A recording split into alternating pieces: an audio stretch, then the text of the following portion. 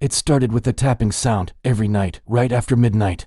Ben heard it coming from the basement, a soft, rhythmic tap, tap, tap, like someone was gently knocking from below the floorboards. At first, he just ignored it. You know how it is. Old houses make weird noises, right? But the tapping kept getting louder, and it sounded closer to the tiny ground-level basement window just outside his house. One night, completely fed up and tired of losing sleep, he grabbed a flashlight and decided to step outside and check.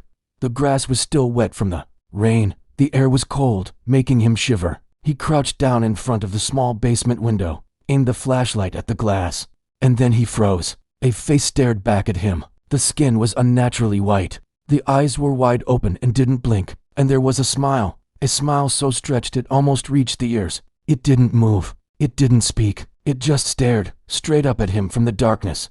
Ben stumbled back, his heart pounding in his chest. He tried to tell himself it was just a reflection, or a twisted prank, anything but what he was seeing. But the smile didn't fade. If anything, it seemed to widen even more. He scrambled back inside, locking every door, and pushed a heavy chair under the basement doorknob for good measure. That night, he barely slept. The next morning, he had to know. He forced himself to check the basement. He opened the door slowly, his hand shaking as he flicked on the lights. Nothing. There were no footprints, no signs of anyone.